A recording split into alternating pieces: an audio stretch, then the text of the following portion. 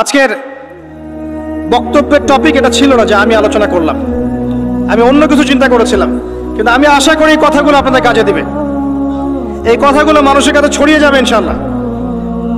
প্রথম কথা হচ্ছে উম্মার অবস্থা ভালো না, মুসলিম উম্মার অবস্থা এখন ভালো না, এখন সেই সোনালী যুগ চলছে না। এটা আবু বকর, ওমর, ওসমান, আলীর যুগ নয় রাদিয়াল্লাহু আনহুম। এটা উসমানীয় খেলাফত নয়, উমাইয়া, আব্বাসীয়, ফাতেমি খেলাফত নয়। এটা মিশরের মামলুক শাসন নয়, কর্ডোবার ইসলামী খেলাফত নয়। এটা তো অটোমান এম্পায়ারদের মতো সময়ও নয়, যখন অ্যাটলিস্ট একটা শেল ছিল।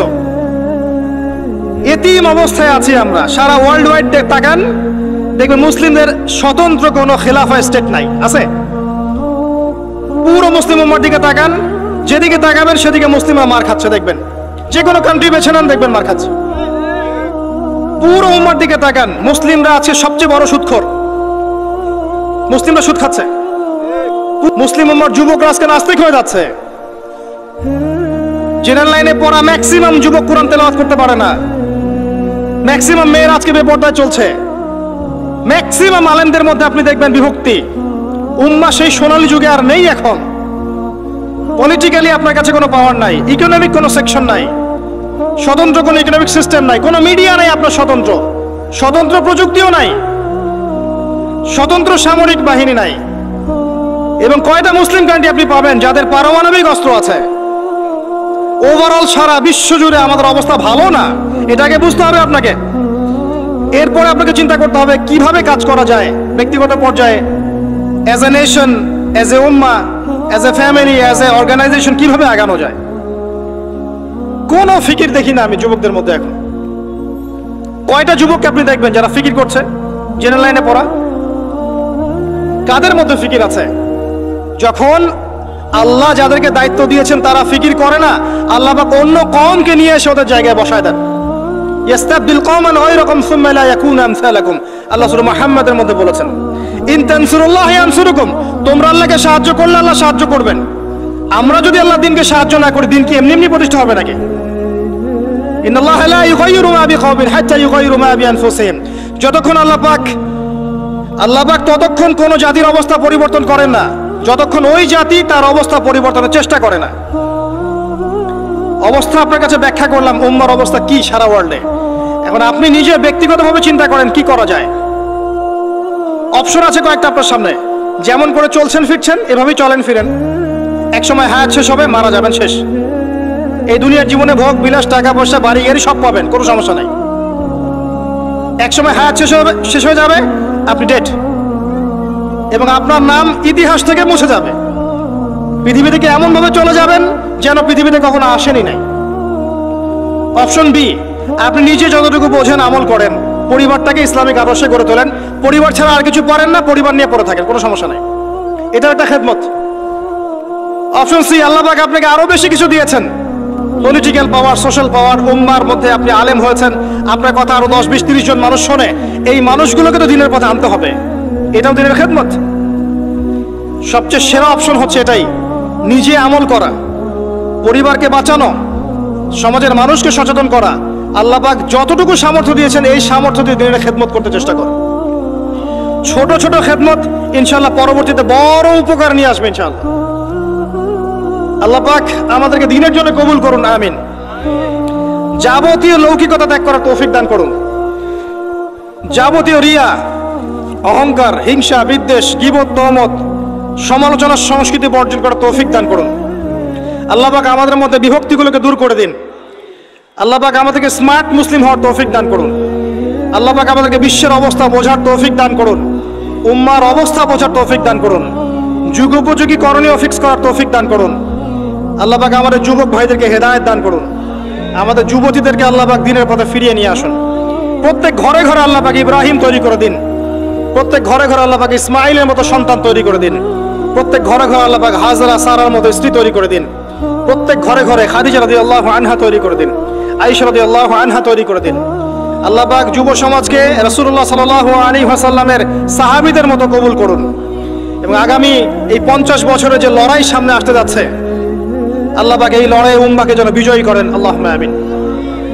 উম্মার বিজয় সংগঠিত করানোর জন্য যেরকম ঈমান, আমল, ত্যাগ, মুজাহাদা, দাওয়াত, মেহনতের দরকার, আল্লাহ পাক আমাদের প্রত্যেকের কলবের মধ্যে এই চেতনা নাজিল করে দিন, আল্লাহুম্মা আমিন। মনে হয় একটা দেহ, একটা বডি চোরাবালিতে ঢুকে গেছে। চোরাবালি বোঝেন? একটা বডি চোরাবালিতে ঢুকে গেছে।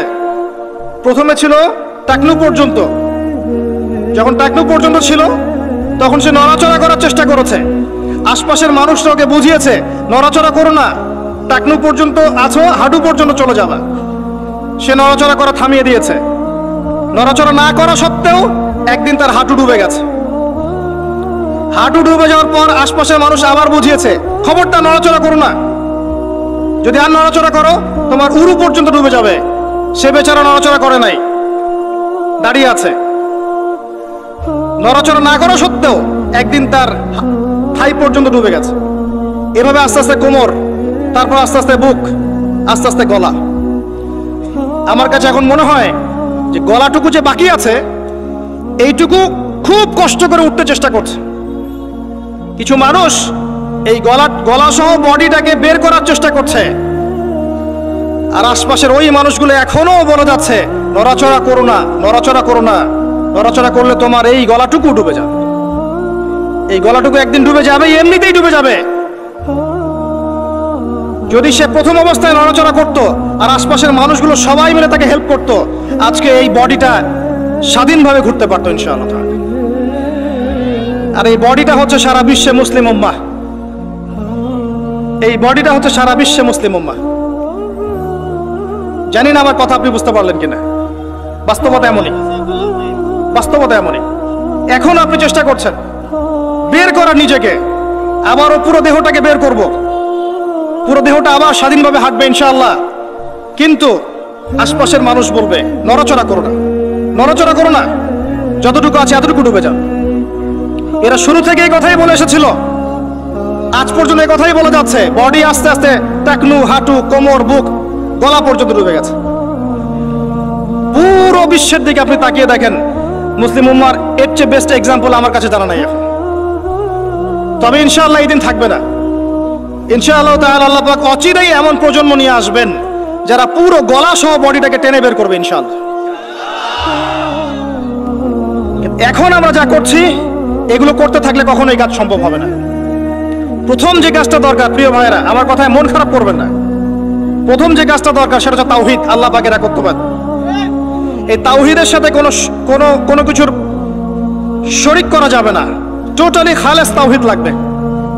এবং নবীর সুন্নাহ সাল্লাল্লাহু আলাইহি ওয়াসাল্লাম, তাওহীদ এবং সুন্নাহর সাথে কোনো আপোষ করা যাবে না। এরপর দরকার আপনার আদর্শ পরিবার এবং হালাল রিজিক। এরপর দরকার আপনার উম্মার মধ্যে ঐক্য এবং ওলামায়ে কেরামের কাছে গিয়ে দ্বারস্থ হয়ে তাদেরকে রিকোয়েস্ট করা যে আপনারা ঐক্যবদ্ধ হন আল্লাহর ওয়াস্তে। আর কবে ঐক্যবদ্ধ হবেন? কবে ঐক্যবদ্ধ হবেন? আপনাদের দিকে সবাই তাকিয়ে আছে, কেউ আমার দিকে তাকিয়ে নাই, যে আপনার দিকে তাকিয়ে নাই। উম্মাহ তাকিয়ে থাকে ওলামায়ে কেরামের দিকে, যে আপনারা ঐক্যবদ্ধ হবেন এবং সবাইকে নেতৃত্ব দিবেন। জনগণ, আমাদের মতো আম জনগণ কখনো নেতৃত্ব দেওয়ার যোগ্যতা অর্জন করতে পারে না।